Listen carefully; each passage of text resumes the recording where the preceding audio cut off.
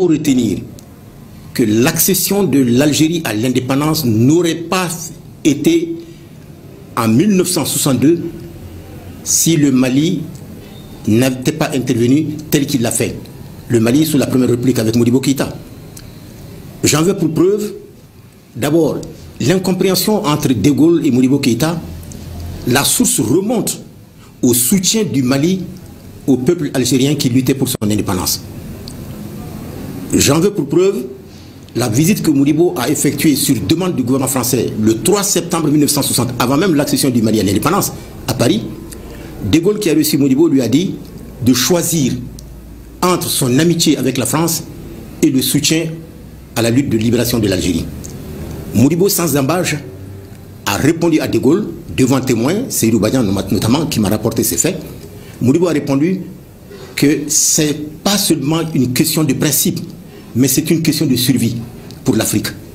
Et que aussi longtemps qu'il existera en Afrique un territoire qui n'a pas accédé à l'indépendance, la souveraineté du Mali ne sera pas une souveraineté pleine et entière. Et De Gaulle lui aurait répondu, d'accord, tu as choisi ton camp, on verra. Voilà ce qui s'est passé entre De Gaulle et Modibo, précisément le 3 septembre 1960. Alors ensuite, cela ne s'est jamais démenti, les propos de Modibo. Cela a été accompagné d'actes. Je vais dire par exemple qu'en février 1961, avant l'accession de l'Algérie à l'indépendance, le Mali a reconnu le GPRA, le gouvernement provisoire de la révolution algérienne. Et c'était rare à l'époque que des gens qui osent avoir une telle attitude, comme Modibo l'a fait sous la Première République.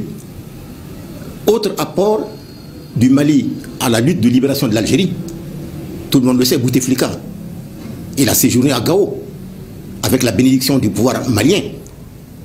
Et pendant que Bouteflika était au nord pour coordonner les actions de la lutte armée dans le sud de l'Algérie contre la colonisation française, il a bénéficié de tous les moyens dont le Mali disposait à l'époque pour pouvoir appuyer l'Algérie. Quoi par exemple? Toutes les armes qui étaient utilisées dans le sud de l'Algérie dans le cadre de la lutte militaire contre la colonisation française, venaient au port de la Guinée, à Conakry. Et ils étaient acheminés à Bamako. Et le Mali transportait cela de Bamako jusqu'à Gao pour aider les soldats algériens qui étaient en train de se battre.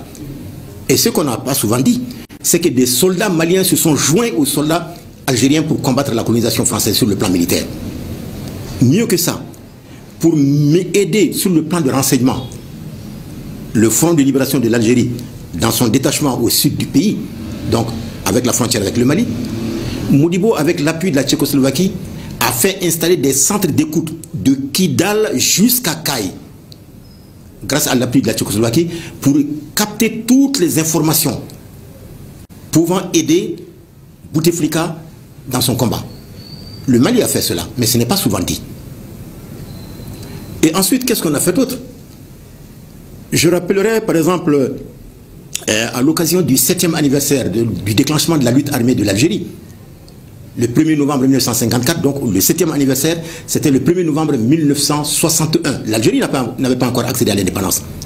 Modibo Keïta a été le seul chef d'État au monde qui a adressé une correspondance à Ben Youssef Ben Keda, qui était le président du gouvernement provisoire algérien à l'époque, que désormais, aussi longtemps que l'Algérie n'aura pas accédé à l'indépendance, le 1er novembre sera décrété au Mali et manifesté au niveau des organisations démocratiques, du parti et du gouvernement, comme une journée de solidarité pour le peuple algérien.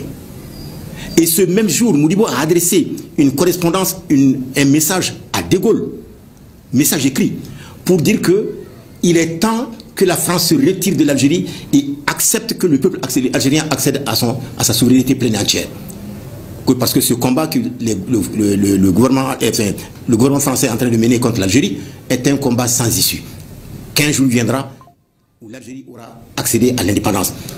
Mais que pour que les rapports ne s'enveniment pas, ne se détériorent pas au moment de l'accession de l'Algérie à l'indépendance, que De Gaulle a tout intérêt aujourd'hui de proclamer l'indépendance, d'accepter que l'Algérie proclame son indépendance. C'est Modibo qui a fait cela.